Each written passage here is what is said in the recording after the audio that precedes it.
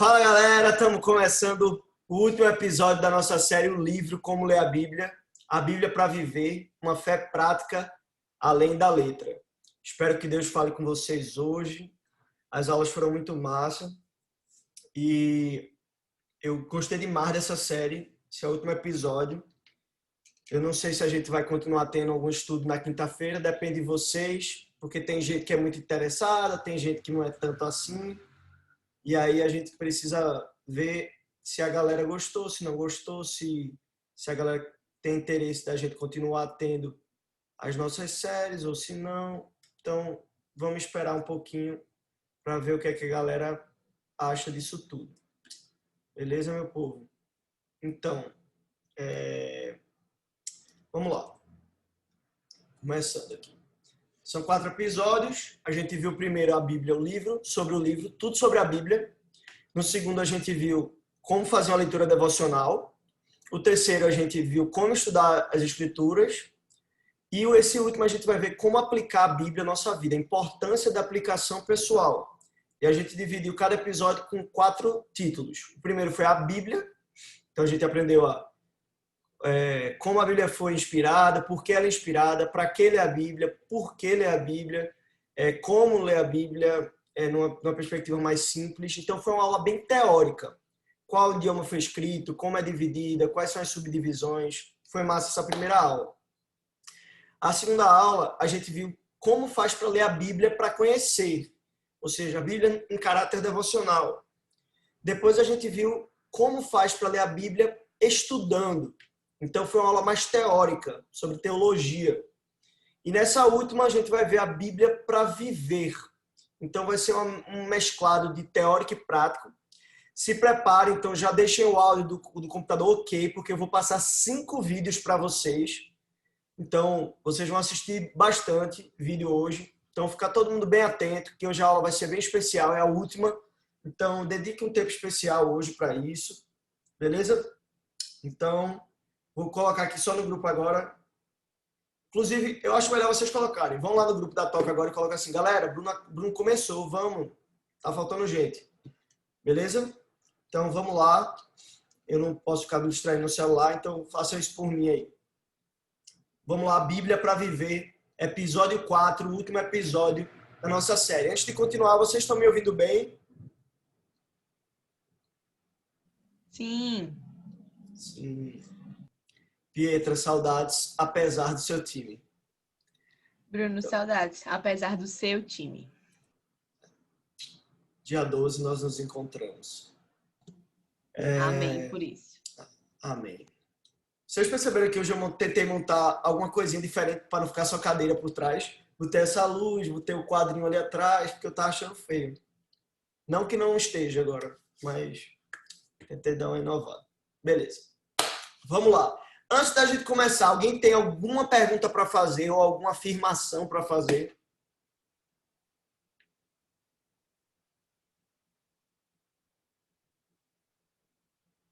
Calma, um de cada vez. Ninguém tem nada para falar? Beleza. Segue o baile. Vamos lá. A Bíblia para Viver, episódio 4, uma fé prática além da letra. Ponto 1 que a gente precisa ver é o propósito da fé. Por que ter fé? Por que crer e para que crer? Então, a Bíblia é um livro que, antes de mais nada, ele nos ensina como crer em Deus. Não só, não tem como a Bíblia te ensinar a crer, porque quem te faz crer é o Espírito Santo. Mas ela te ensina a como você pôr essa fé em prática.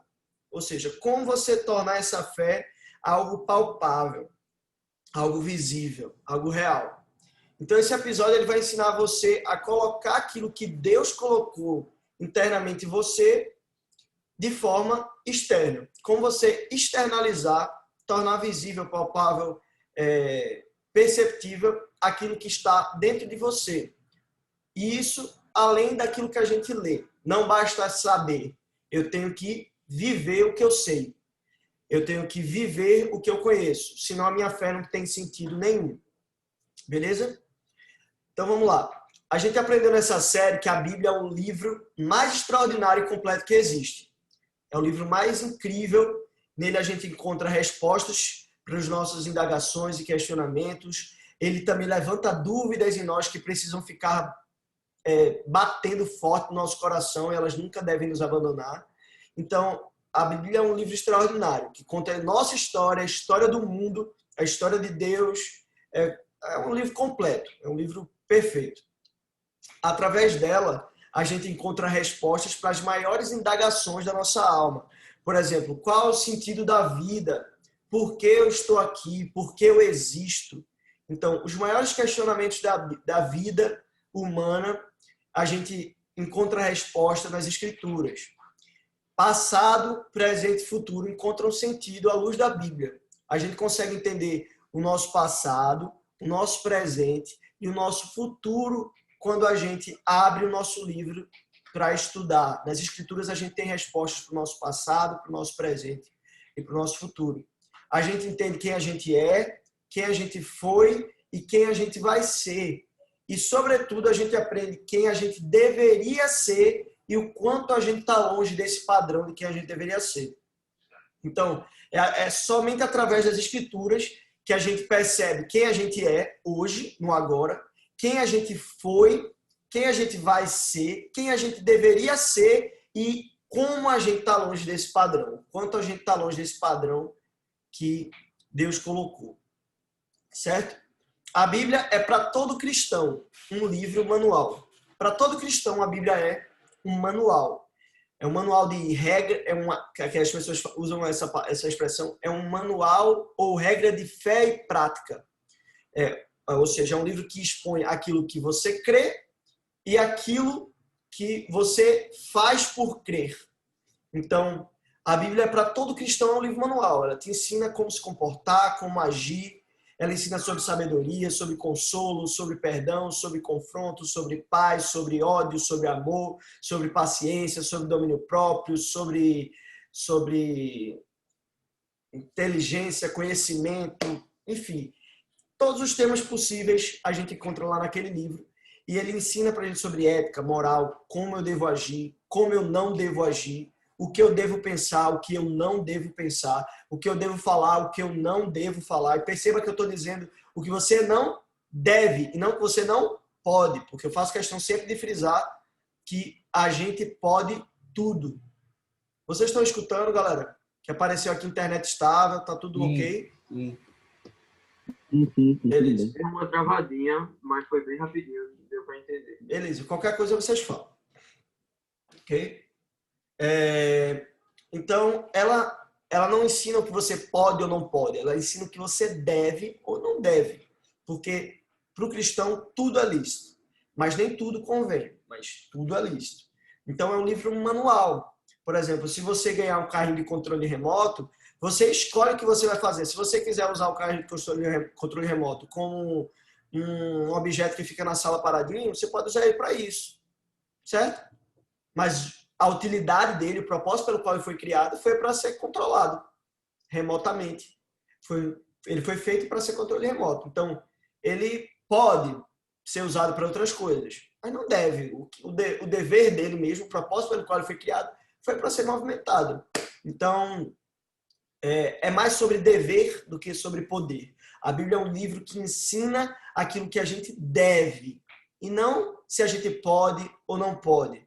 E dever tem a ver com responsabilidade, com propósito, e não com regra e punição, certo? Na Bíblia a gente encontra orientação e conselho que só faz sentido se eles vão além do livro, além da letra. Porque se eu te dou uma orientação, se eu te dou um conselho, não é simplesmente para você saber. Orientações e conselhos são para você fazer. É para você sair do seu lugar, é para você pôr em prática, é para você tirar do intelecto e colocar em ações, certo? Quando se tornam ações, essas orientações e conselhos, quando elas se tornam atitudes práticas, nos tornamos parte daquilo que está escrito. Encontramos nosso lugar na história que Deus está contando.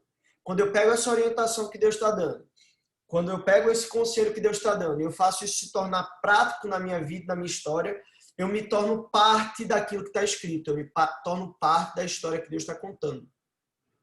Então não faz sentido morrer por um livro. Não faz sentido morrer por um livro. A gente morre por um propósito. Ah, Bruno, como assim? Porque esse livro aqui, galera, eu posso queimar. Esse livro aqui eu posso queimar. Eu posso jogar na fogueira, eu posso rasgar as folhas e jogar no vaso sanitário. E se eu fizer isso, não vai cair fogo do céu e me consumir ou algo parecido. Porque não é sobre as páginas do livro, não é sobre esse livro físico, certo? Isso aqui é um livro, igual a qualquer outro. Isso aqui é só um livro, é só um livro. Páginas, se eu rasgar isso aqui, não vai acontecer nada. Ainda que o livro seja queimado, ainda que isso aconteça, não é sobre o livro físico. É sobre a mensagem que está viva dentro do livro, no propósito que o livro carrega.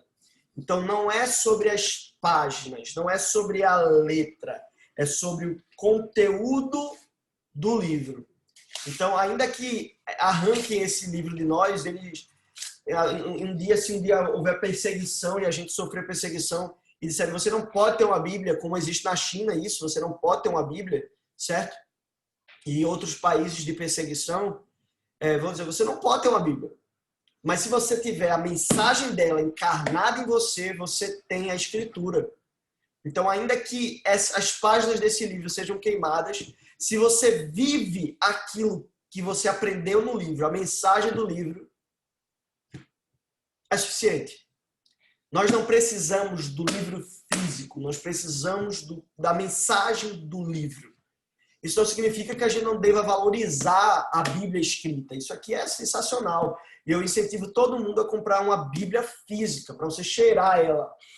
Não fique só com a Bíblia no celular. Você precisa tocar no livro. Um livro que a única e exclusiva utilidade dele seja relacionamento com Deus. Porque o celular você faz um monte de outras coisas. Mas isso aqui você só usa para ter seu momento com Deus. Então, eu incentivo vocês a terem um livro. Mas ainda que esse livro seja queimado, isso aqui, a mensagem que está dentro disso aqui é o que importa. E não só no campo das ideias, mas principalmente quando você põe em prática aquilo que você entendeu da mensagem. É importante entender que esse propósito não se trata de uma filosofia ou mesmo de uma ideologia que prega um Deus no campo do pensamento. Isso aqui não é um livro que fala só de filosofia. A Bíblia tem filosofia? Tem reflexões no campo das ideias? Tem. No campo do pensamento? Tem. Mas não se trata de filosofia. Contém filosofia, mas não se trata de filosofia. Não se trata de ideologia, não se trata de um Deus no campo do pensamento, certo? Não se trata disso. Se trata de um Deus pessoal, vivo, relacional e missional.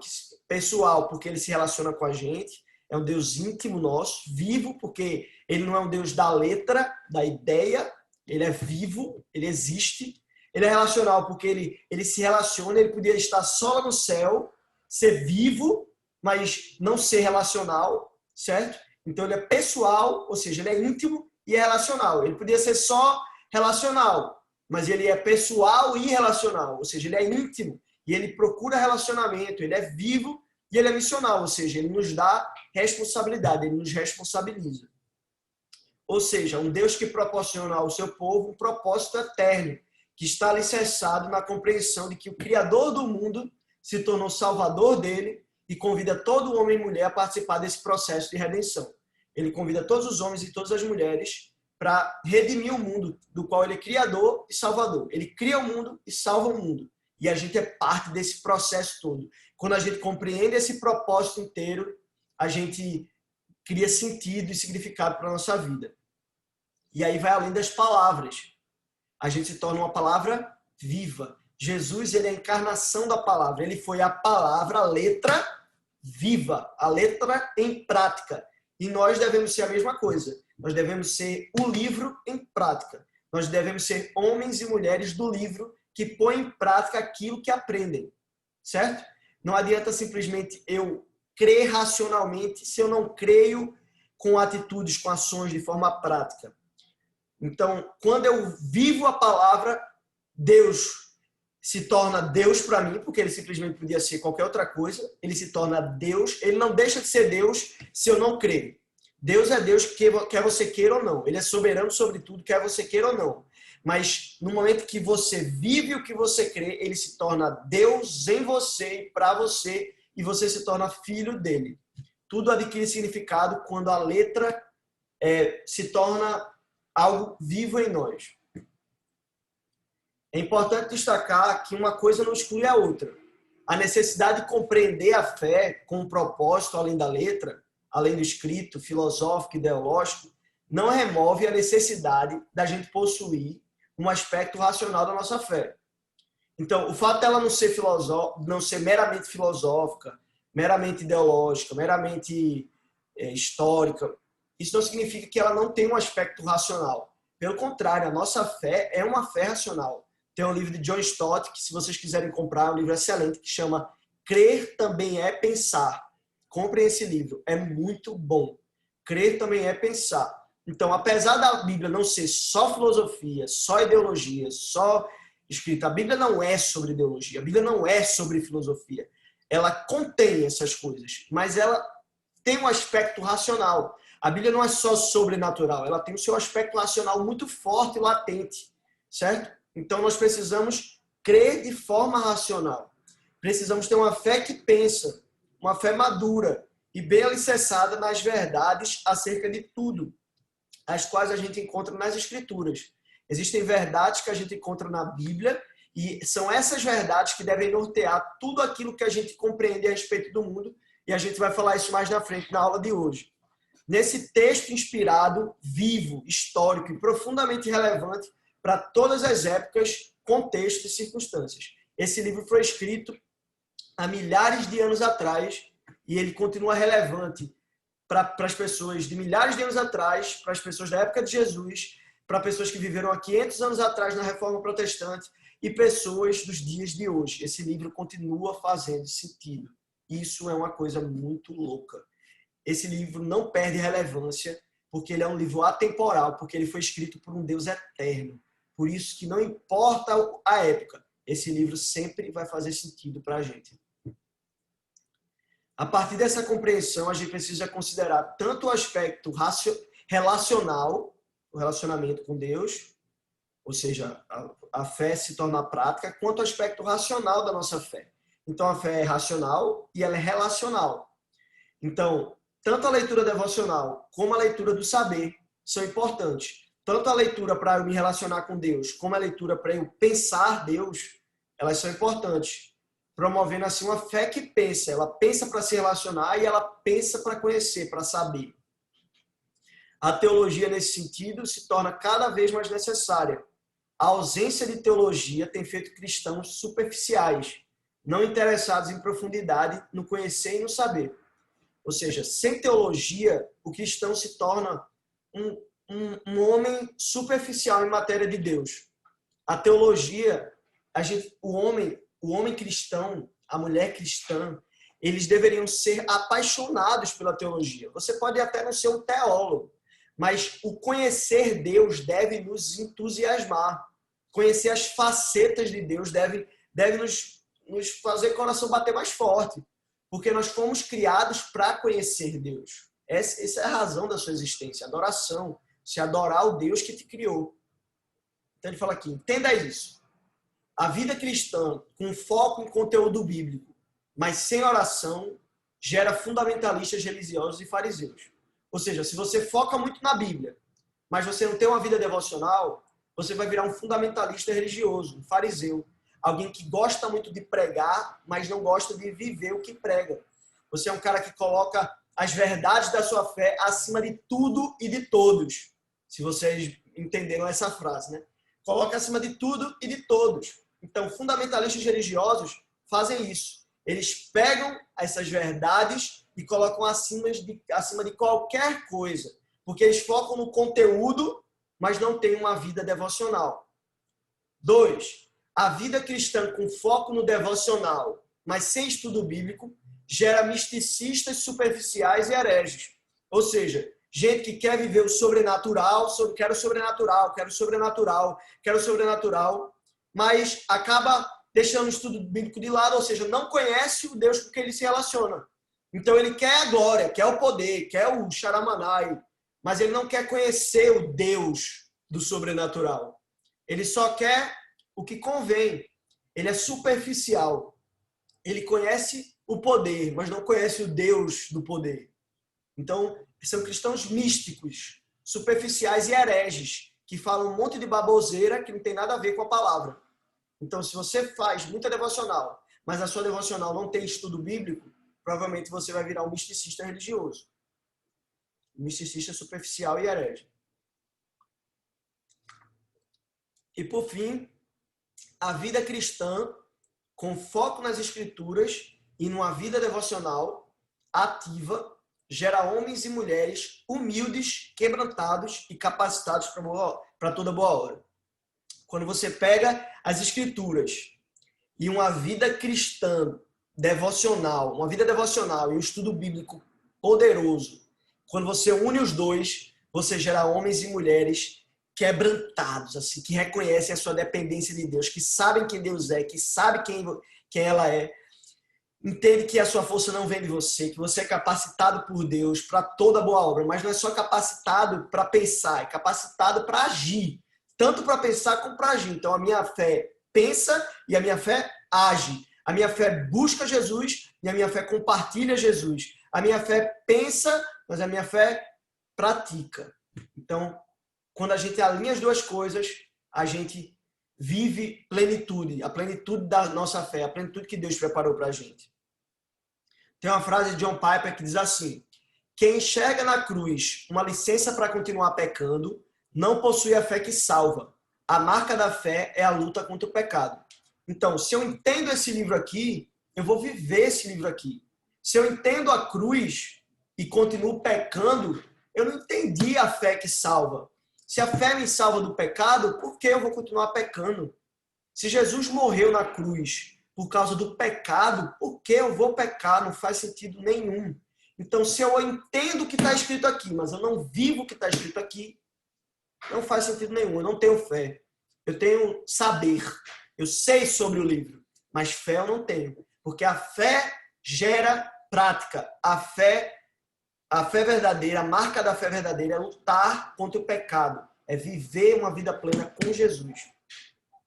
A fé é exatamente a graça dada por Deus que transforma aquilo que aconteceu internamente em nós em algo externo. Aquilo que é misterioso dentro de nós em algo revelado. Ele pega algo que é mistério, que aconteceu aqui dentro, que não dá para saber, e torna revelado. Ele pega essa graça que é dada por Deus, a fé vem de Deus. A Bíblia fala assim, que a salvação é pela graça por meio da fé. E isso, a fé, não vem de vocês, vem de Deus. É um dom de Deus, é um presente de Deus, certo? E ela transforma aquilo que aconteceu internamente em algo externo. E aí vamos para o ponto 2. Antes da gente ir para o ponto 2, alguém tem alguma pergunta até agora? Ou algum comentário a fazer, se quiser contribuir?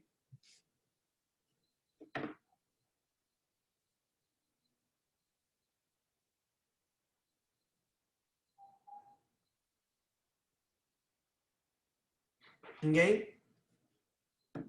Beleza.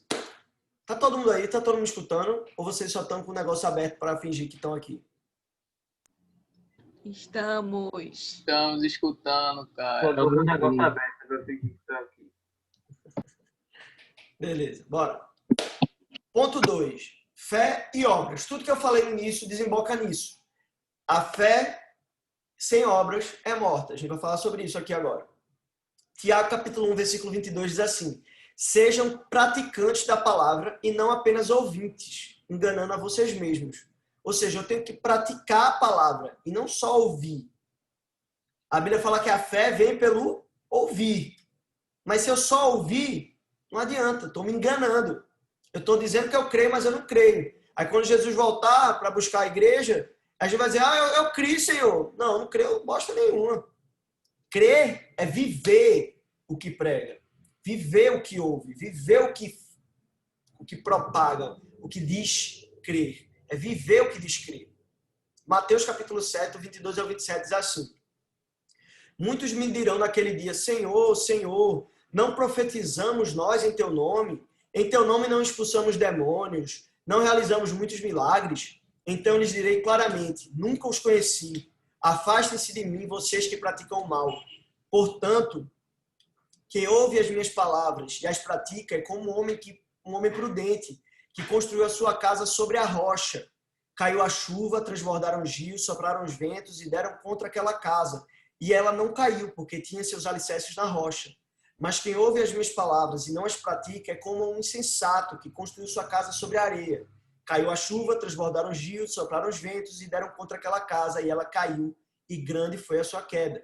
Então, o que Jesus está dizendo aqui, você vai dizer, Senhor, Senhor, a gente fez muito para você, a gente fez muitas obras, teoricamente, mas ele está dizendo, eu não conheço vocês. Se vocês ouvem as minhas palavras, se vocês não põem em prática, não significa nada. Você pode ser o cara mais caridoso do mundo, você pode ser o cara mais bonzinho, você pode pagar lanche para todos os seus amigos, mas se você não pratica o que você crê, se você não pratica as minhas palavras, eu vou dizer assim para você, eu não conheço você não.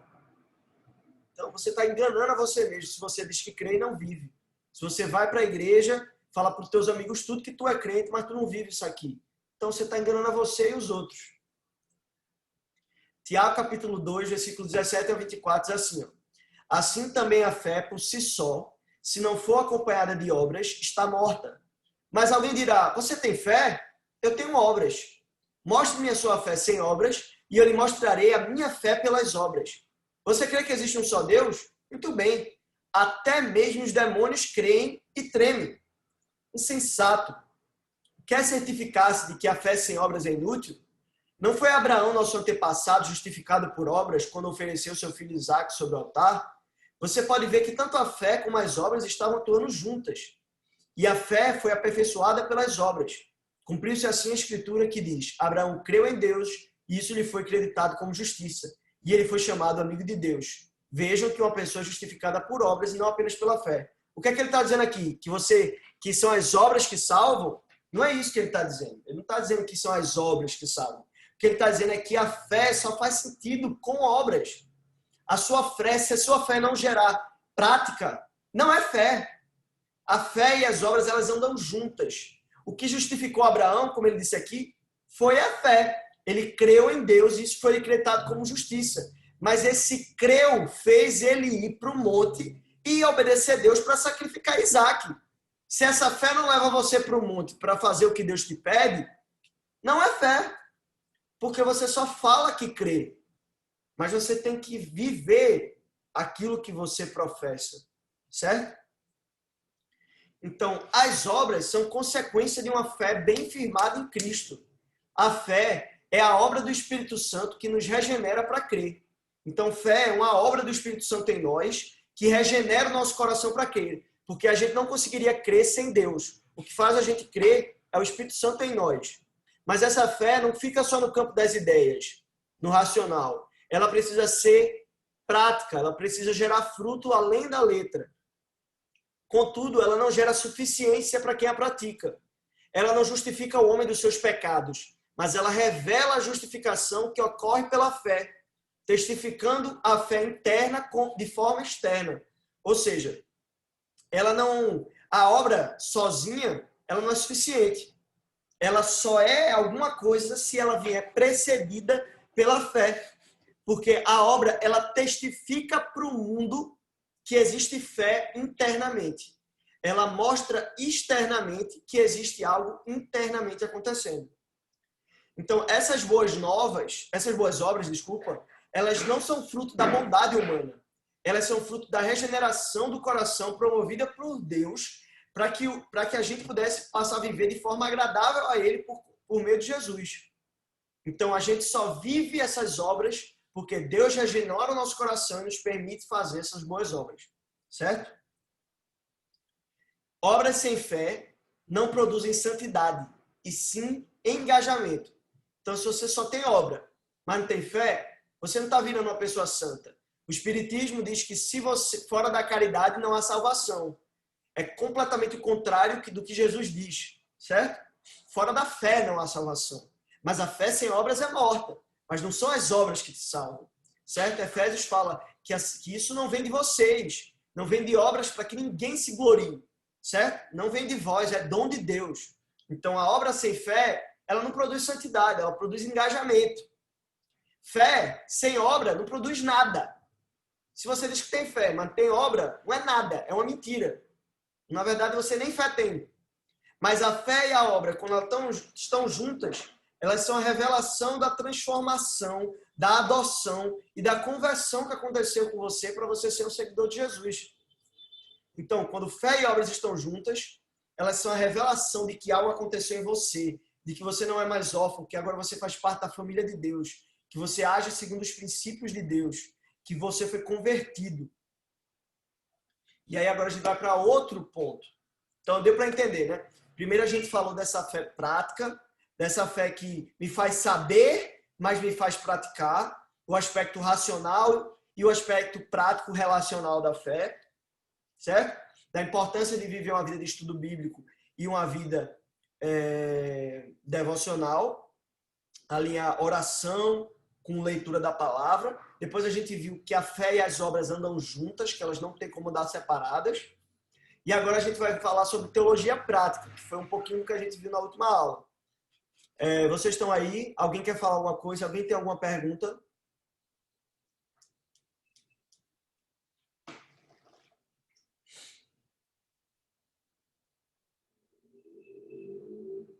Ninguém? Ok. Teologia prática. Vamos para essa parte agora. O saber de Deus, saber sobre Deus, a gente viu sobre teologia, né? Logia, estudo, tel, Deus. Então, é o estudo de Deus em prática, certo? O saber de Deus deve produzir em nós uma disposição racional que serve o mundo à nossa volta. Então, eu saber sobre Deus, o aspecto racional da minha fé, deve fazer eu servir o mundo.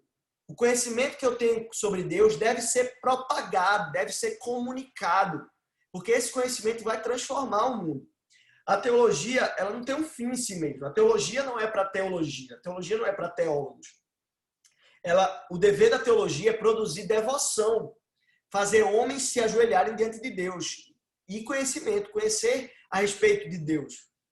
Então, ao conhecermos tanto a pessoa de Deus como os aspectos do divino, a gente é apresentado às maiores necessidades humanas.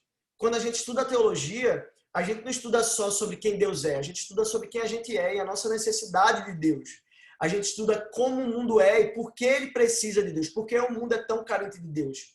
Por exemplo, quando a gente estuda teologia, a gente entende globalização, por exemplo. Por que a gente tem essa necessidade de comunicar o tempo todo, de tudo estar conectado, interligado, e a gente está falando o tempo todo, comunicando algo o tempo todo. A teologia explica isso. A gente entender sobre Deus faz a gente entender sobre a sociedade, faz a gente entender um pouco mais e melhor sobre o mundo que a gente vive.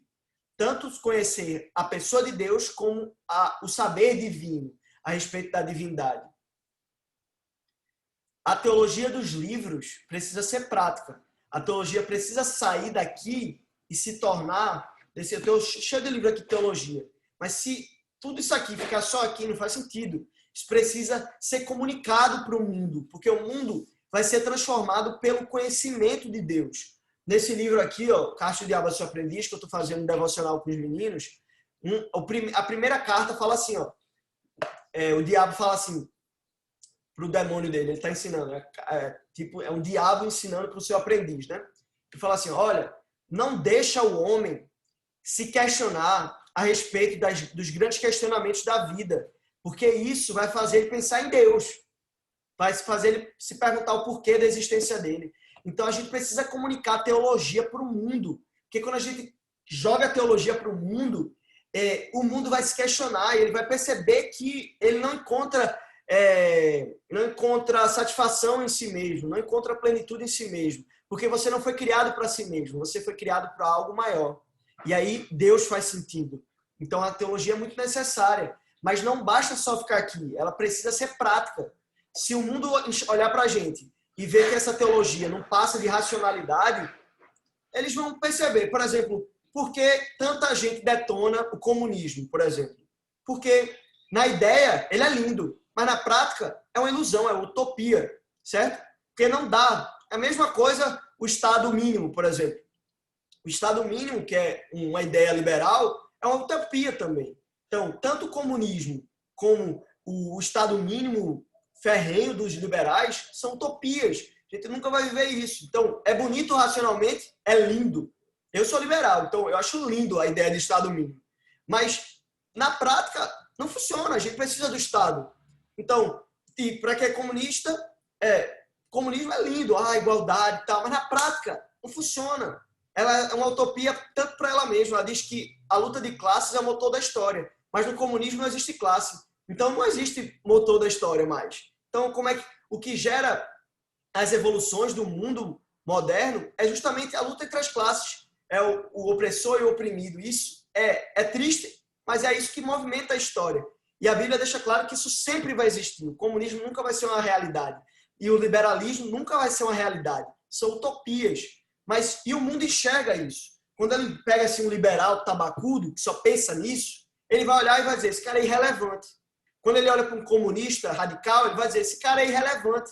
Porque na prática isso não funciona. Então a mesma coisa para a nossa teologia. Se a nossa teologia só ficar aqui no campo das ideias e for utópica, o mundo não vai querer saber da nossa teologia. Mas se a nossa teologia promover diálogo, promover reflexão, promover prática, aí sim vai fazer sentido, vai ser relevante para o mundo. Se a nossa teologia não olha para o mundo e diz pecado, pecado, pecado, pecado, pecado, para tudo, música do mundo, pecado, sanfona, pecado, frevo, pecado, forró, pecado. Se a nossa teologia faz isso, ela perde a relevância. Mas se a nossa teologia estimula o diálogo, estimula a reflexão, estimula a prática, nos move para o social, para ajudar quem mais precisa, se a nossa teologia ela ultrapassa as quatro paredes, ultrapassa o templo, aí ela faz sentido, ela ganha relevância para o mundo. Como pôr em prática, por exemplo, a teologia sistemática?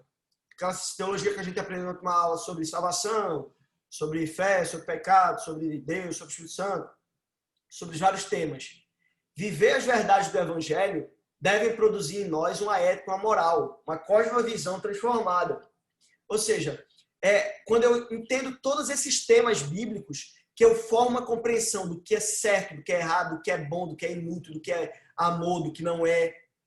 Eu só sei o que é amor porque o Evangelho me diz o que é amor. Eu só sei o que é bom porque o Evangelho me diz o que é bom. Eu só sei o que é ruim porque o Evangelho me diz o que é ruim. Então, por exemplo, na teologia sistemática, a gente aprende sobre teologia prática. Romanos capítulo 12, versículo 1 e 2 diz assim: apresentai-vos a Deus como sacrifício vivo, santo e agradável a Deus. Aqui, ó. Portanto, irmãos, rogo-lhes pelas misericórdias de Deus que apresentei os vossos corpos como sacrifício vivo, santo e agradável a Deus. Esse é o culto racional de vocês, o culto com a cabeça.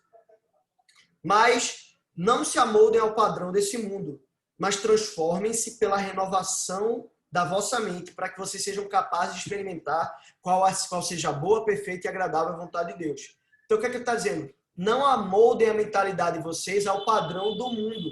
Se amoldem ao padrão de Deus.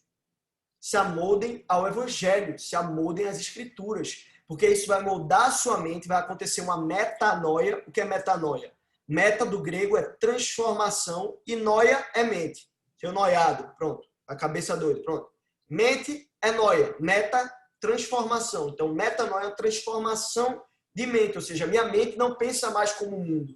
A minha mente pensa à luz das Escrituras, à luz da Bíblia.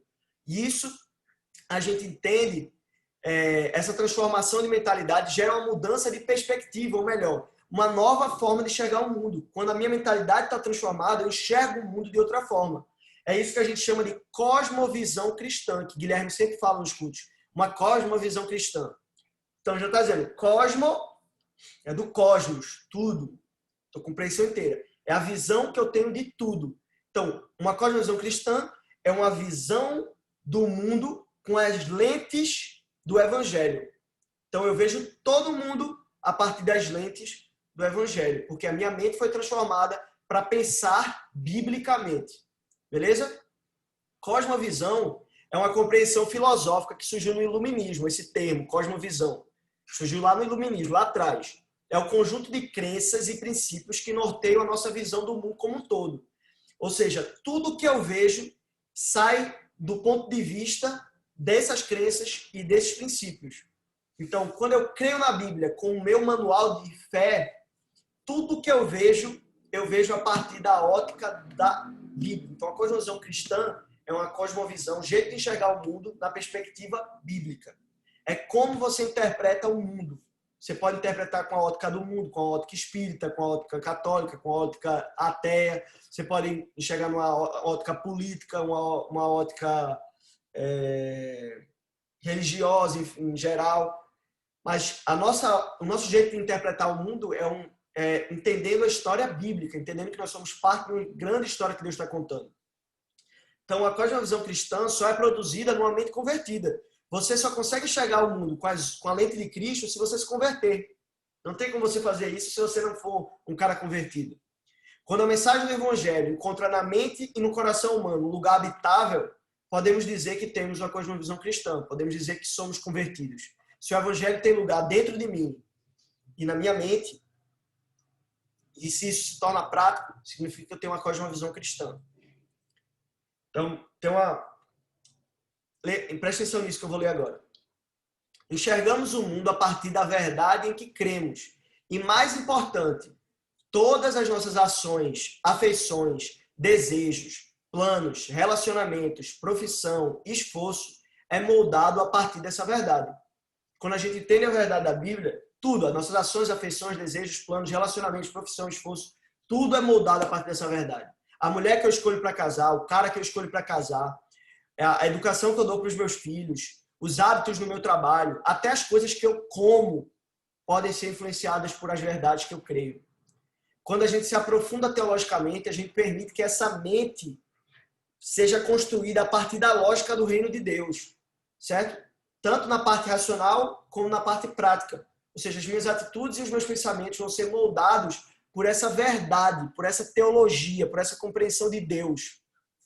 É quando sua fé ultrapassa as paredes da religiosidade tradicional e transforma o homem no pequeno Cristo. Quando você ultrapassa essas paredes da religiosidade e compreende o mundo no aspecto bíblico, não religioso, no aspecto bíblico, você se torna um pequeno cristão. Porque foi isso que Jesus fez.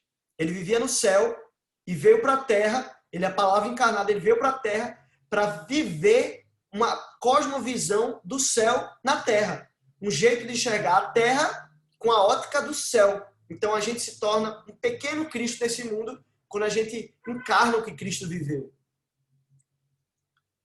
Fiquem preparados agora, a gente vai passar o primeiro vídeo, então aumentem o volume aí, fiquem atentos nesse vídeo. Caso não esteja escutando, manda uma mensagem no meu WhatsApp, beleza? Vou passar aqui agora.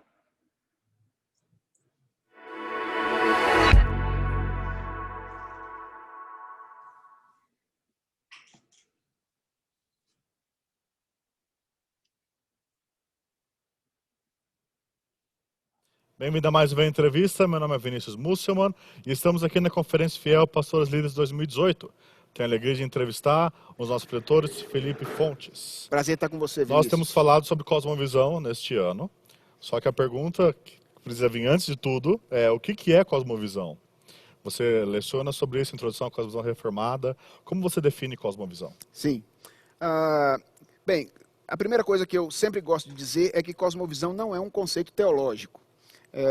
Ele tem se tornado muito comum, muito popular no meio teológico, mas ele não nasceu na teologia. Ele é um conceito, né, uma ideia que nasceu na filosofia, mais especificamente na filosofia alemã iluminista do século XVIII. E qual é o grande objetivo do nascimento desse conceito originalmente? É afirmar que o homem é um sujeito ativo no processo de conhecimento. Então, durante muito tempo se pensou que o homem tinha uma mente como uma tábula rasa, e aí quando ele experimentava a realidade, os sentidos dele simplesmente iam lá e escreviam, imprimiam o significado das coisas na mente deles. Mas a pergunta que não quer calar, se isso for verdade, é a seguinte: por que indivíduos diferentes observam coisas semelhantes e chegam a conclusões diferentes sobre as mesmas coisas. Ou seja, nós dois somos duas pessoas diferentes, e aí nós estamos diante de um fato. Eu posso interpretar esse fato de uma forma, você pode interpretar aquele fato de uma forma diferente. Ora, se nós estamos diante do mesmo fato, e nós temos ambos uma tábula rasa na mente, e nos aproximamos do fato através dos mesmos sentidos, nós deveríamos ter a mesma conclusão acerca do fato. A pergunta é, por que nós não temos? Porque a nossa relação entre nós e o mundo, ela não é imediata. Tem alguma coisa entre nós e o mundo que determina a maneira como nós nos relacionamos com ele. O que é esse negócio? É isso aí que as pessoas chamam de cosmovisão. Bem, a partir da origem dessa ideia, muita gente vai dizer o que é que constitui isso e etc. Então, de maneira geral, nós poderíamos dizer que uma cosmovisão é composta de um conjunto de crenças fundamentais, ou de um conjunto de crenças básicas. Tem algumas coisas que nós acreditamos sobre a vida que elas são determinantes para a maneira como nós compreendemos a vida de modo geral. Nem toda crença que a gente tem é semelhante em termos de importância. Por exemplo, alguém pode achar que sorvete de morango é mais gostoso que sorvete de chocolate. Isso não influencia tanto na maneira como ele vive. É diferente, por exemplo, quando você diz, eu sou o produto de um ato criador divino, ou eu sou um produto de relações físico-químicas aleatórias. A crença sobre a questão das origens é muito diferente em relação à crença da preferência de um sabor de um sorvete. Uma coisa tem muito mais implicações do que a outra. Essa é uma crença básica, essa não é uma crença básica. Então, a nossa cosmovisão ela é formada por esse conjunto de crenças básicas que determinam a maneira como nós interpretamos o mundo. Então, algumas coisas que constituem nossa cosmovisão. Quem é Deus? Ou Deus existe? Essa é uma pergunta fundamental. Se Deus existe, quem é esse Deus? Como é que o mundo veio a existir? Por que que nós estamos aqui? Qual é a razão da nossa existência? O que acontece depois que a vida acaba? O que há depois da morte? Todas essas coisas são perguntas fundamentais que constituem a nossa cosmovisão.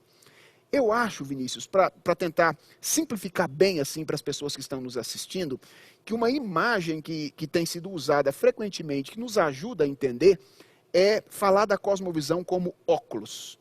Ou seja, como lentes, através das quais nós enxergamos a realidade. E às vezes eu brinco com adolescentes e crianças, fazendo-os ver o mundo através de papel celofane. Não sei se você já fez isso, já brincou disso, mas você pega o papel celofane, coloca na frente dos olhos, o papel vermelho, aí o mundo fica todo vermelho. Ou você pega um azul, o mundo fica todo azul, e assim sucessivamente. E eu uso isso para ilustrar que o mundo muitas vezes ganha as cores que tem a nossa cosmovisão. A maneira como nós respondemos essas perguntas básicas vai ser determinante na maneira como nós vamos interpretar a realidade. Eu quero fazer só mais um apontamento aqui no final da resposta a essa pergunta. Com o desenvolvimento do conceito de cosmovisão no pensamento não cristão, chegou-se à conclusão, na verdade, de que todas as cosmovisões são válidas. E, portanto, essa cor que os seus olhos atribuem ao mundo, de alguma forma fazem com que o mundo seja isso que você disse que ele é. Numa perspectiva cristã, nós não podemos aceitar isso. Porque, afinal de contas, nós temos a revelação de Deus em sua palavra, que nós poderíamos dizer que é o ponto de vista de Deus, a maneira como Deus enxerga a realidade. E ele nos revelou.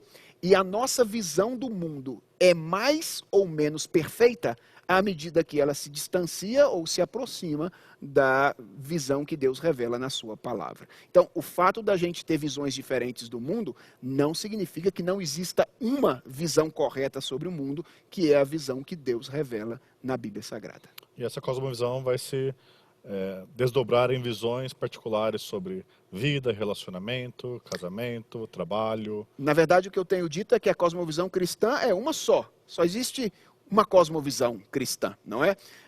Obviamente no sentido geral, porque se a gente for individualizar, cada indivíduo possui uma cosmovisão. O que eu tenho dito é que a cosmovisão cristã tem implicações diferentes para várias áreas da vida.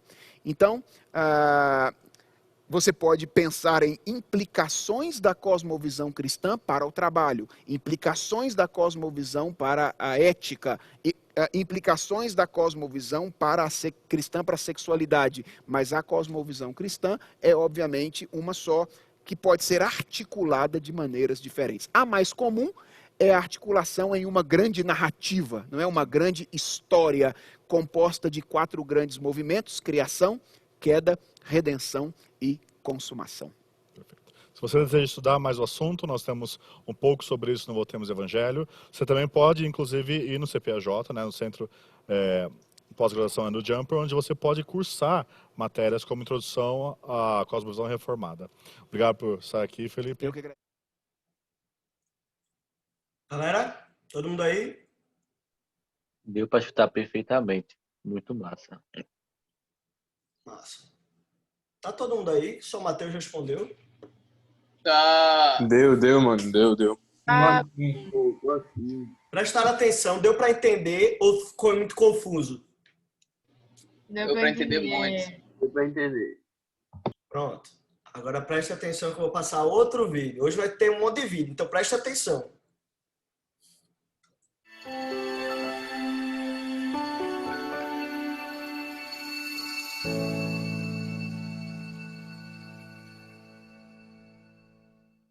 A palavra que está ali falando a respeito dessa transformação é de onde a gente tirou a palavra metamorfose. E nada melhor do que metamorfose do que falar de borboleta.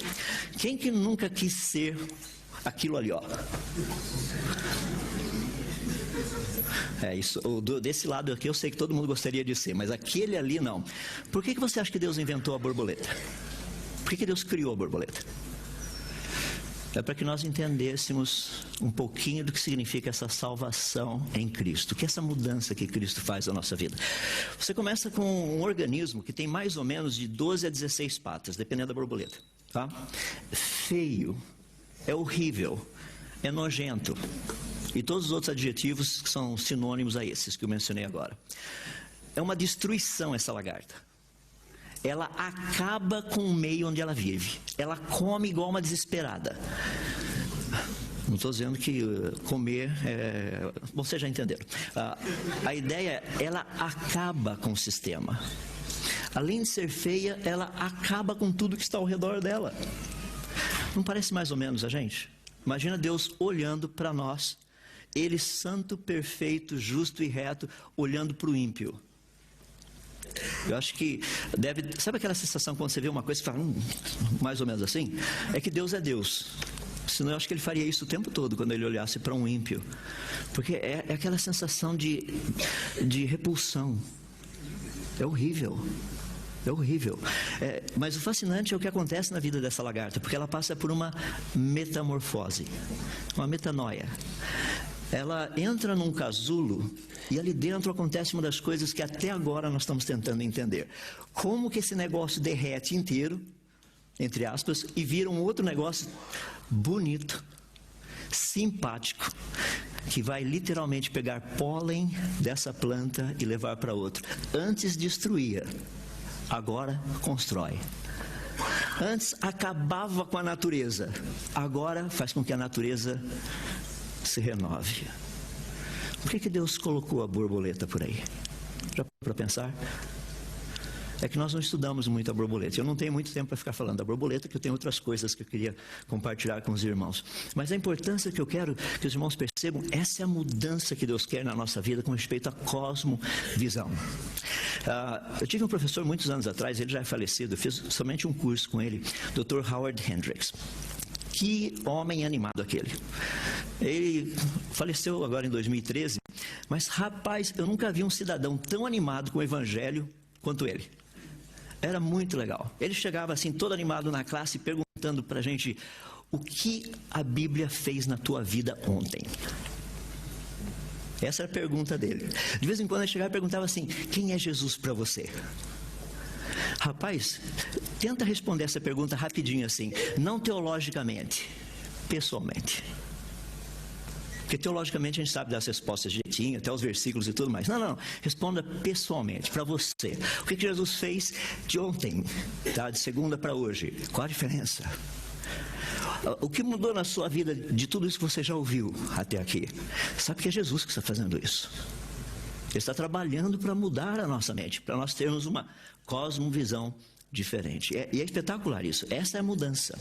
Então, quando nós pensamos nessa cosmovisão, uma das coisas fundamentais, nós ouvimos agora de pouco, vimos até mesmo a questão do próprio Adão e Eva, dos dois, lá no jardim no Éden, trocando a verdade de Deus pela mentira. Eu vou colocar um exemplo aqui. Eu fiquei debatendo se eu colocava, não colocava, mas eu quero que os irmãos entendam como é que está a situação lá no Brasil. A situação na área da educação.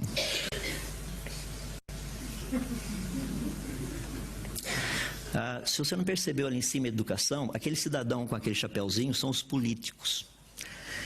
Os políticos apresentam para a gente algo tão bonito da educação. Você está vendo o cavalinho que ele está pintando?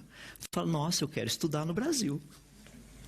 Só que quando você chega lá, você percebe que a situação é um pouquinho diferente. A nossa educação é aquele cavalinho lá de trás. O que tem acontecido, não só em áreas como essa que nós vemos no mundo, mas nas nossas áreas pessoais, nosso trabalho, nosso ministério. Eu tenho colocado para as pessoas, muito interessante como Satanás tem colocado uma mentira que nós devemos viver baseados em resultados. Deus espera que nós vivamos baseados em obediência. Resultado não é problema nosso, é dele. Uns anos atrás, um pastor ligou para mim dizendo o seguinte: nós estamos com um pequeno problema, porque nós estávamos marcando uma conferência e não será possível realizar essa conferência.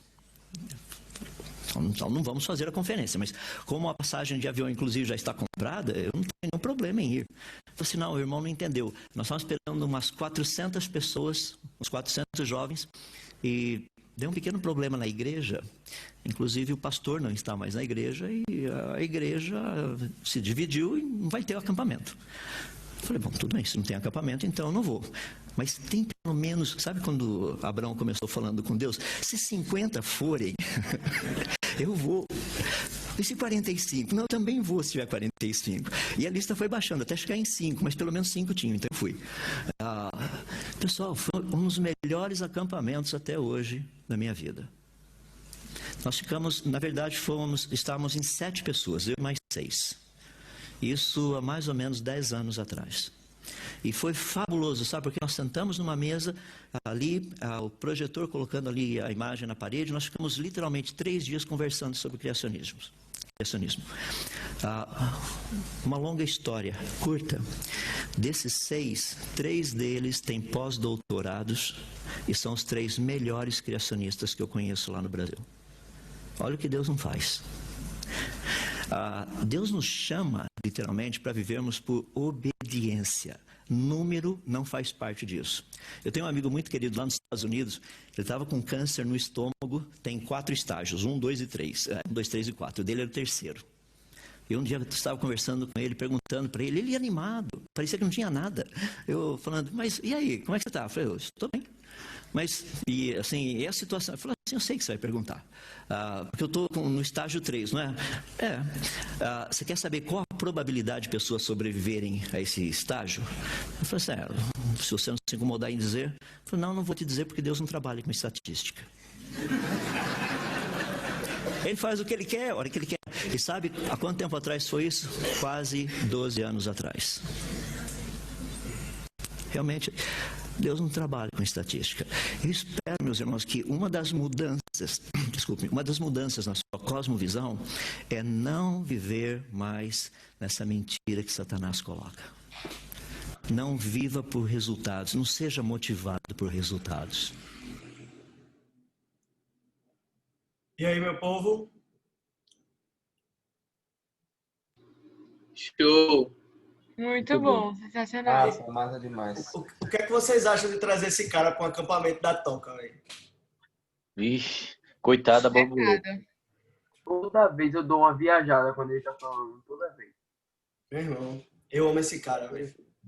Vou trazer ele para um acampamento da Toca. Imagina, passar 3 dias ouvindo esse cara falar, velho.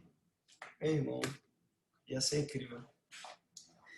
Aí no final a gente botava a sura para pregar, para dar uma chacoalhada. Vamos lá. Vocês estão bem, galera? Tá tudo ok? Estão conseguindo prestar atenção? Se não tiver, eu pulo e vou para outra parte.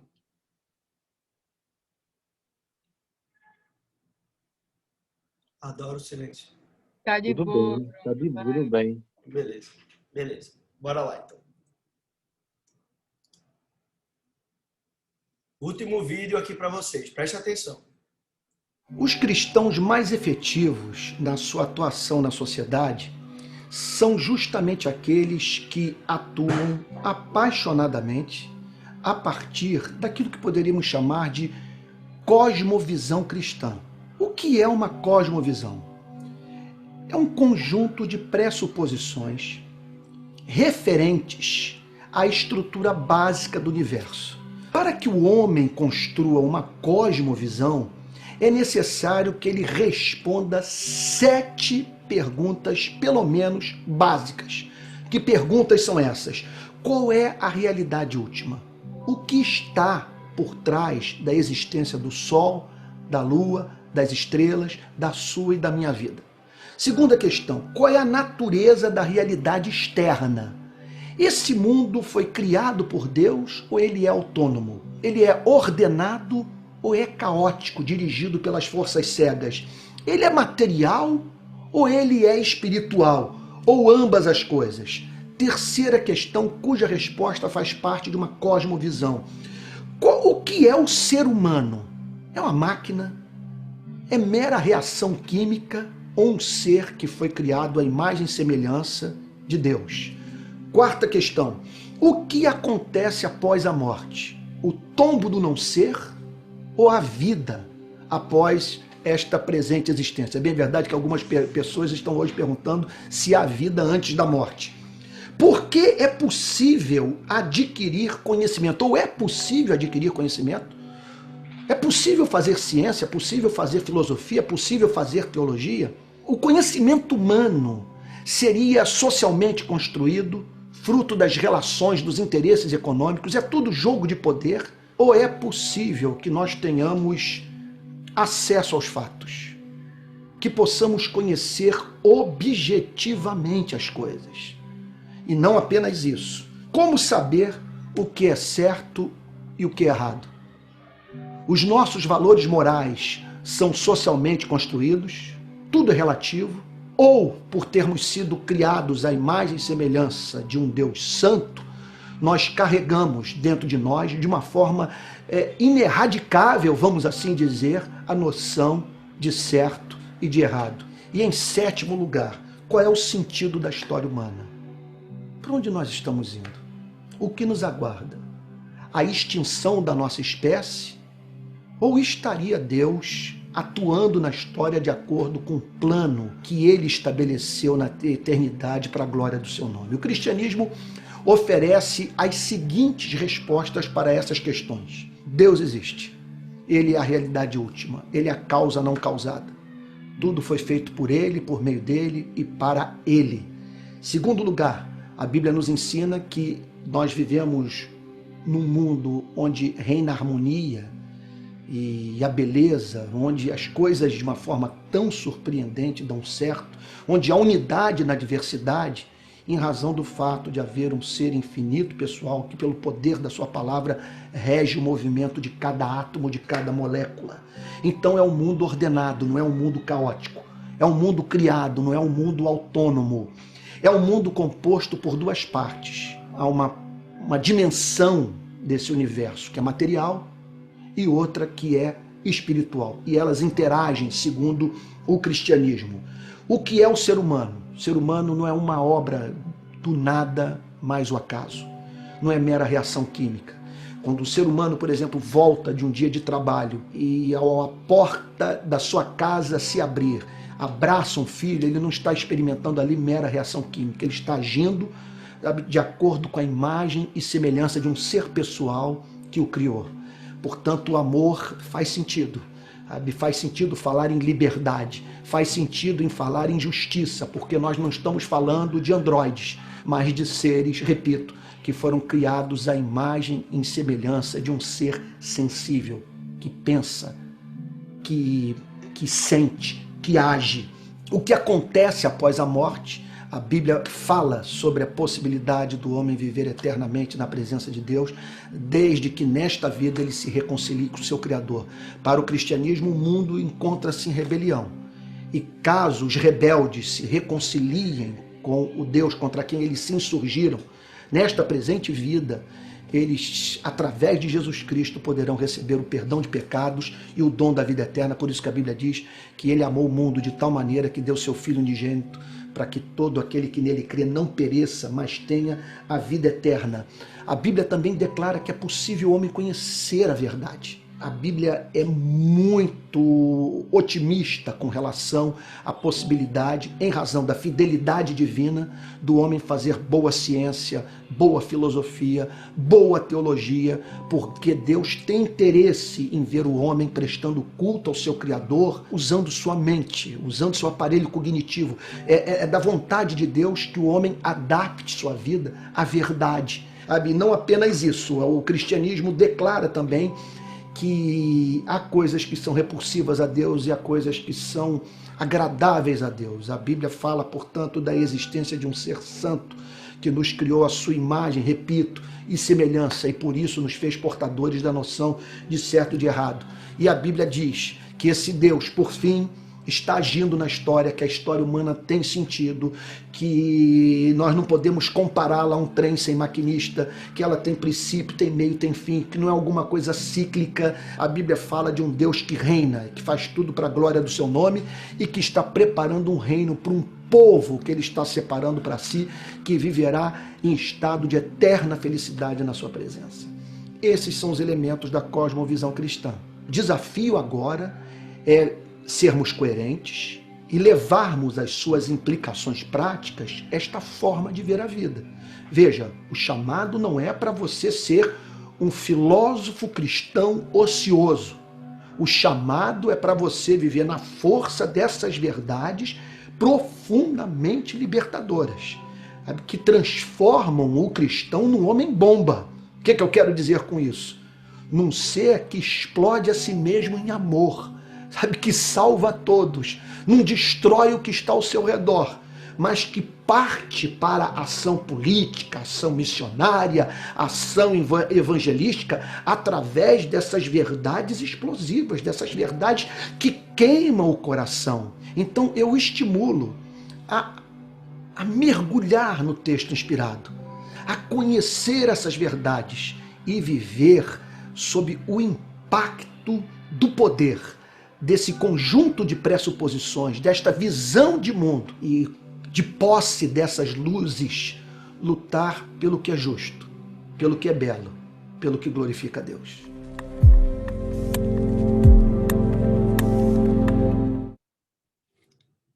Irmão, eu sou muito fã desse cara, velho. Esse cara, eu me derreto com esse cara, velho. Vocês entenderam o que ele falou? Mais ou menos. Você não prestou atenção. Não muito. Eu me perdi. Entendemos. Eu acho. Meu irmão, esse cara... Eu vou passar os links dos vídeos depois para vocês. Assistam esse vídeo com desfrutando. Foi exatamente isso que ele falou. Desfrutem do conhecimento de Deus. Assim, é sensacional. Esse cara é muito bom. Então vamos seguir. Então vocês entenderam bem o que é cosmovisão? É isso, beleza? Então agora a gente vai passar para o último ponto do nosso estudo, que é a vida devocional, dentro do contexto da Bíblia para viver. Deus nunca quis que o conhecimento fosse um fim em si mesmo, mas sempre um meio para outra finalidade.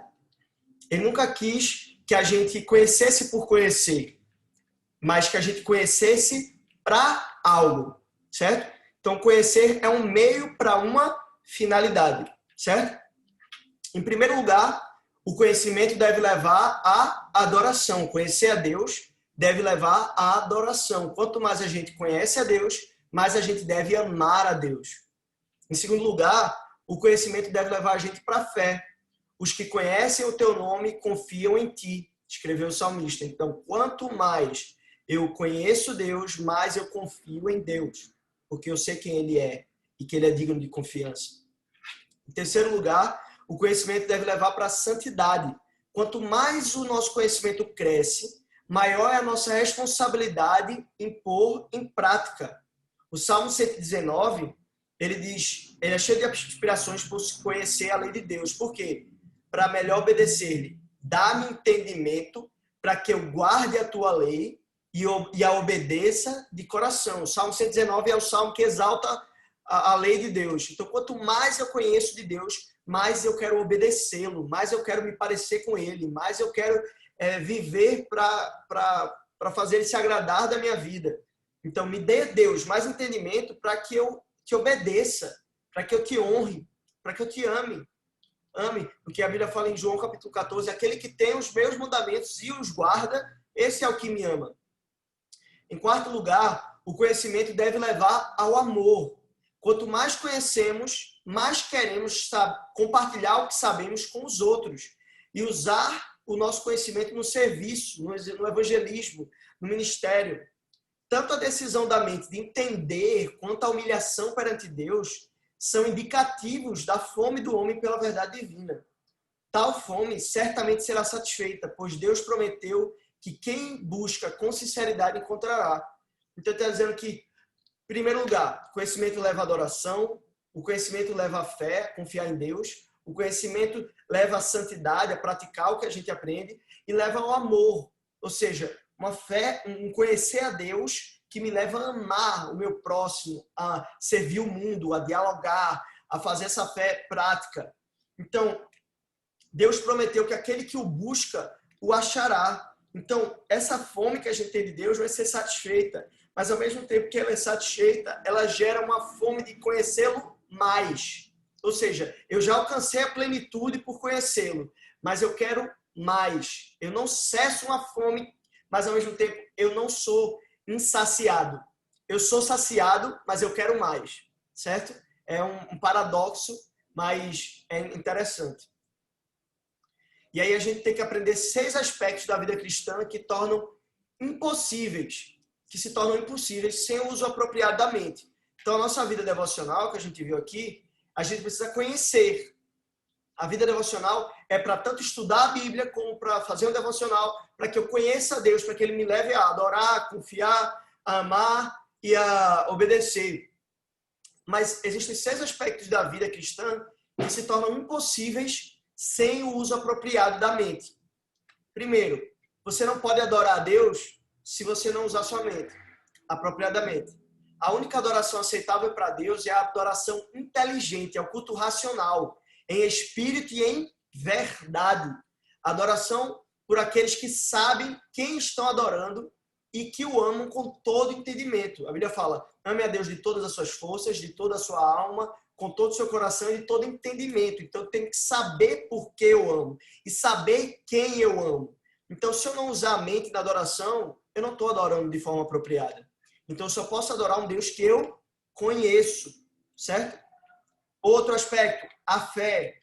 A fé não pode ser fé sem pensar. Fé não é credulidade. Eu creio que alguém vai abrir essa porta daqui a pouco. Isso não é fé. Fé não é otimismo. Eu creio que vão acontecer coisas boas. A verdadeira fé é essencialmente racional, pois ela confia nas promessas e no caráter de Deus, quem Deus é e naquilo que Deus fala. Um cristão que crê é alguém cuja mente reflete e descansa nessas certezas. A fé e o raciocínio andam juntos. Crer é impossível sem pensar. Então não tem como você crer se você não pensa. Pode até ser que a sua fé, em alguns aspectos, seja mistério, mas ela não deixa de ser racional. Santidade. Não tem como ser santo sem pensar. O conhecimento claro da vontade de Deus é o primeiro segredo para uma vida reta. Então, você saber sobre a vontade de Deus, conhecer qual é a vontade de Deus, é o único meio que você vai ter para alcançar a santidade. Sem conhecer, você não pode ser santo. Então, no entanto, não é suficiente sabermos o que devemos ser. As Escrituras nos chamam para uma disciplina mental a esse respeito. Quem vive segundo a carne tem a mente voltada para o que a carne deseja. mas quem vive segundo o Espírito tem a mente voltada para o que o Espírito deseja. A mentalidade da carne é morte, mas a mentalidade do Espírito é vida e paz. Então a gente tem que pensar como o Espírito, conhecer o Espírito e pensar como ele pensaria.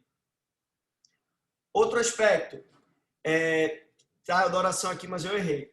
A orientação do cristão, certo? É outro aspecto. Apesar das promessas de Deus de nos guiar, não devemos esperar que ele o faça da mesma forma como guiamos cavalos ou mulas. A gente não espera que Deus guie a gente como a gente guia um cavalo. A gente não é robô, certo? Ele não usa freios nem rédeas conosco. É pelo nosso entendimento, esclarecido pela Bíblia, pela oração e pelo conselho dos amigos, que Deus vai nos levar ao conhecimento da vontade particular dele para nós. Na Bíblia ele expressa a vontade geral e algumas particulares, mas ele revela a particular para a nossa vida, ele revela para você de forma íntima.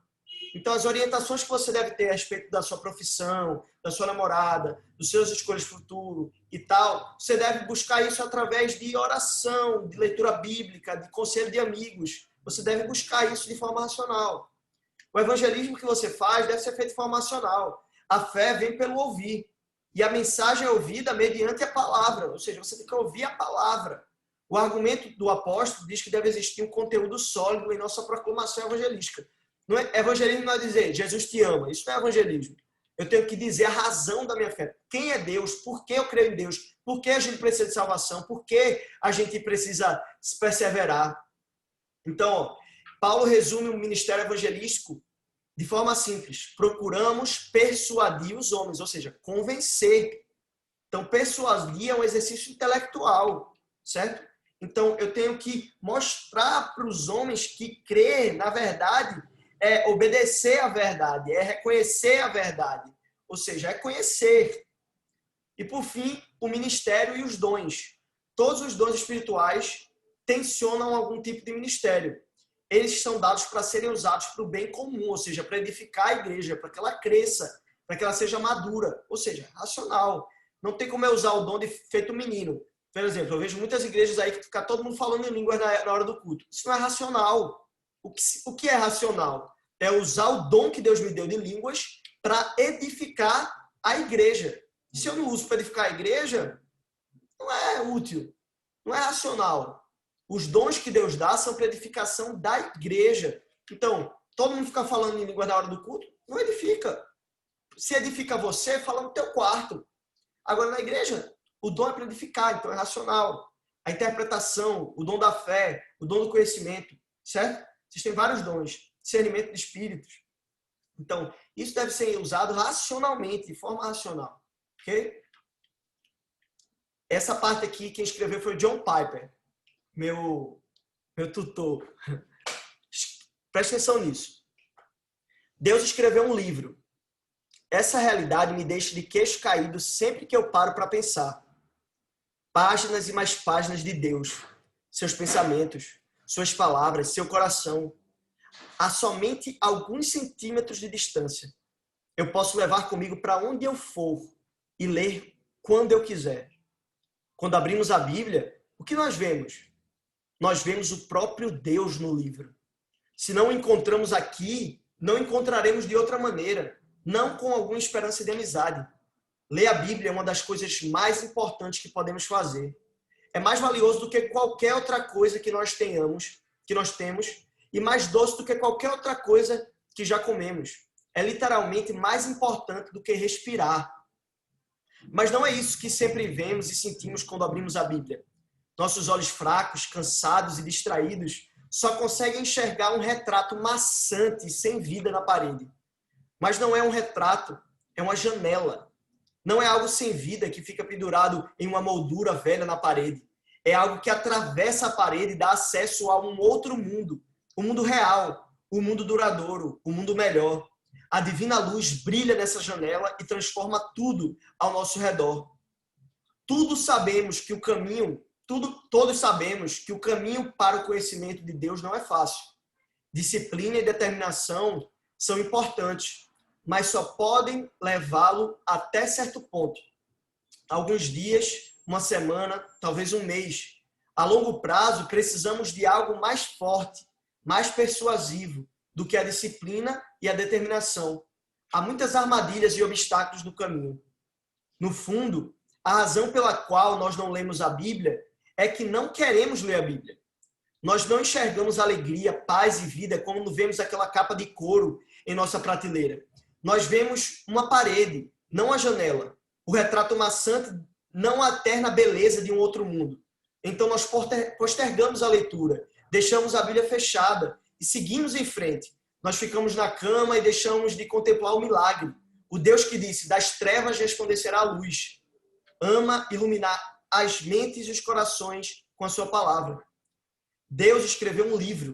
Através do seu livro, estas palavras diante de nós, ele desperta as nossas almas mortas e entediadas, liberta-nos da escravidão do pecado, desejos que roubam as nossas vidas, consola os deprimidos, inspira os desanimados e direciona os que estão confusos. Ele nos capacita a fazer a diferença por sua causa no mundo. Para sempre, ele nos satisfaz completamente através de palavras, as palavras dele. Se eu vou ler a minha Bíblia amanhã, para onde mais eu iria? De que outra maneira eu poderia conhecê-lo? De que outra maneira eu poderia me preparar para se alegrar nele para sempre? Sim, eu vou passar o resto da minha vida olhando por essa janela, na expectativa de vê-lo mais uma vez. Mais um milagre, mais um vislumbre do meu Deus. É isso, galera. Essa é a Bíblia que a gente lê. Se isso não faz você arrepiar, velho, tem alguma coisa errada com você.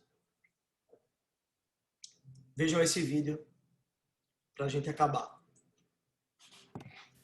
I once heard a story about a professor. A student approached him, curious about scientific observation. Very well, said the professor as he pulled out a huge yellow jar. Take this fish and look at it. Eventually, I'll test you. The student took the fish and began to observe it. He looked at it, studied it. After 10 minutes, he thought he'd seen everything that could be seen. He searched for the professor, but he was nowhere to be found. So he kept looking at the fish. 30 minutes, an hour, 2 hours passed. He was turning it over, looking it in the eyes, behind, beneath, above. What have you learned? Asked the professor when he returned. The student rehearsed it all. The pores of the head, fleshy lips, lidless eyes, the lateral line, the spinous fin, the forked tail. The professor seemed disappointed.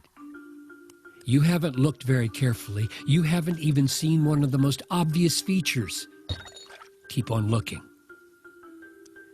The student wanted nothing more to do with the fish. He was miserable. But he wanted to please the professor, so he looked and looked.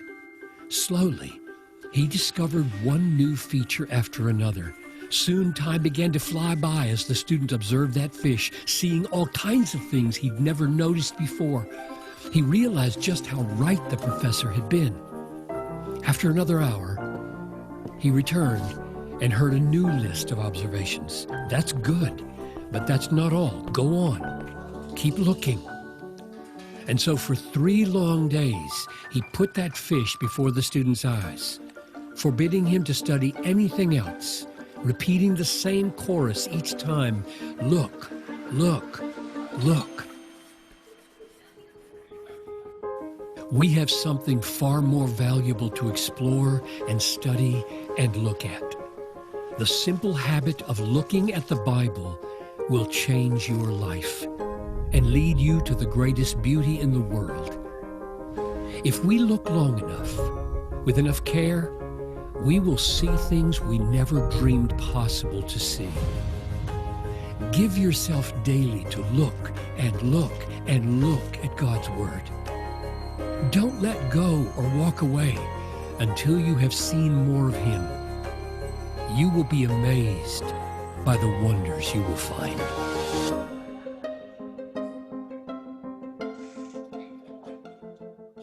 E aí, galera, gostaram desse vídeo? Sensacional, né?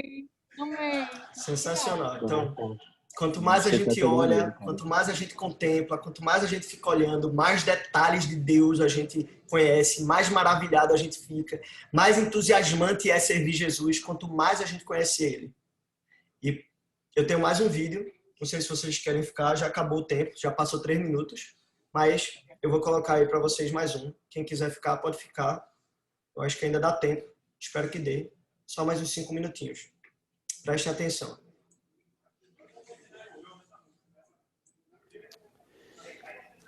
God has brought you here today so that I could tell you on His behalf that He has an invitation for you and a gift. God is saying to you, now, I have communicated everything you need to know in order to have godliness and life and be fruitful for me and powerful for me and faithful to me. I have spoken it. I invite you to enjoy it. I invite you to live in it. Not lick this lollipop once every 3 days. I invite you to live here. Hold this. Love this. Read this. Meditate on this. Memorize this day and night. Don't let the world shape you so that this looks boring. God Almighty has spoken. It can't be boring. It can't be boring. We're the problem. He's a Vesuvius of joy and energy and power and wisdom and strength and love and grace and justice and truth. He can't be boring. The world is boring. Avatar is boring.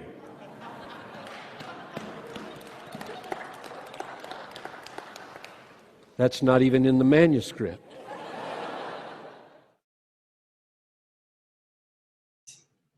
Desculpa, mas eu amo demais esse cara. Muito fofinho, minha gente. Pelo amor de Deus, ele é um velhinho muito fofo. Esse cara é a minha paixão, assim. É isso, galera. Deus é bom, Deus é justo, Deus é verdadeiro, Ele é todo amor. Nada do que Deus faz é sem amor. Tudo é com amor, com justiça, com verdade, com paz. Tudo está integrado.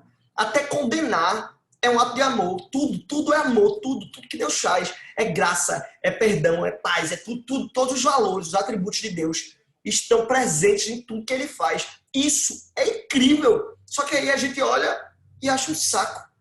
O problema é a gente. Não é chato isso aqui. O problema é a gente. E para terminar, existem 5 solas que norteiam a reforma protestante. Sola Escritura, ou seja, só as Escrituras contêm conteúdo para a nossa vida. 2, Sola Fide, que é só a fé em Cristo é capaz de me salvar, mas a fé ela vem pelo ouvir. Ouvir o quê? A Escritura. Então volta para o Sola Escritura.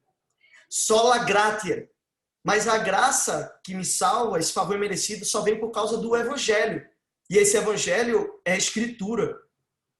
Depois Soli Deo Glória, ou seja, só a Deus a glória, mas essa glória ela se revela através das Escrituras, a palavra se fez carne. E só Cristo é o caminho para a salvação. Mas Cristo é a palavra. Então tudo volta para a Bíblia. É Bíblia, Bíblia, Bíblia, Bíblia. Você só ora para um Deus que você conhece. Então você precisa ler a Bíblia. É Bíblia, Bíblia. Lê a Bíblia todo dia, o tempo todo. Seja apaixonado por esse livro.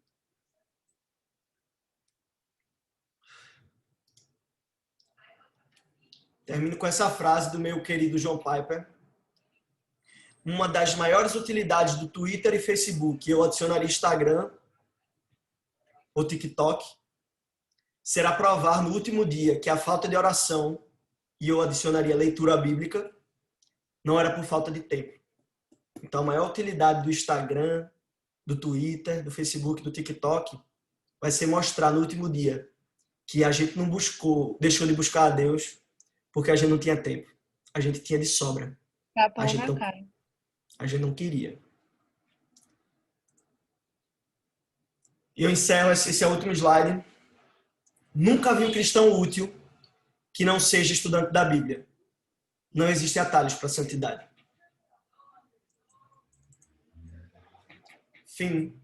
Acabamos, galera, a nossa série de estudos. Eu espero que algo tenha ficado no coração de vocês. Meu desejo é que a gente se torne um ministério de jovens e adolescentes apaixonados pela Bíblia, porque senão isso aqui é inútil. Se vocês não se apaixonarem por esse livro, a tudo que a gente fala na toca não faz sentido nenhum. Então, vamos orar, vamos encerrar esse estudo com oração. E aí todo mundo abaixa a cabeça aí, fecha os olhos onde você estiver e ora junto comigo, se você concordar. Senhor Jesus, muito obrigado pelo devocional, Pai. Pelo de hoje e pelos 4 que se passaram, Senhor. Por cada estudo que a gente teve aqui, Pai. Por cada coisa que o Senhor colocou no nosso coração, Pai. Por cada slide, por cada vídeo, por cada pergunta, por cada resposta, por cada dúvida. Deus, em nome de Jesus, Pai. Implanta cada coisa que a gente aprendeu nos nossos corações. Implanta essa última aula dentro dos nossos corações. Faz com que a gente tenha alegria e ânimo de ler a Tua palavra, porque ela é extraordinária, Senhor. Nos faça te enxergar de forma extraordinária, porque nós que somos chatos, nós que não temos tempo para Ti, Senhor, mas o Senhor é incrível. Nos faça te enxergar como uma janela, Pai, que nos permite enxergar outro mundo, o porvir, o depois, extraordinário e belo. Nos dê paixão pelo Teu nome, Senhor, porque nós queremos viver para a Tua honra, para Te obedecer, para Te amar e para Te adorar, Senhor. Nós queremos Te conhecer profundamente, Senhor. Nos dê momentos, Deus, de estudo, de devocional, de entrega. Nos faça chorar ao ler a Tua palavra, Senhor, sedentos por Te conhecer mais. E nos satisfaça, Senhor. Nós queremos nos satisfazer em Ti, Senhor. Esse é o nosso desejo, essa é a nossa oração. Transforma a toca, Senhor, num lugar onde o Senhor habita com a Sua palavra, Senhor. Em nome de Jesus. Amém. Meu povo, eu amo vocês. Foi massa passar esse tempo devocional com vocês. Espero que Deus tenha falado alguma coisa com vocês hoje. Deixa eu só interromper aqui a live para eu me despedir apropriadamente de vocês. Galera do YouTube, foi um prazer ficar com vocês. Não saiam.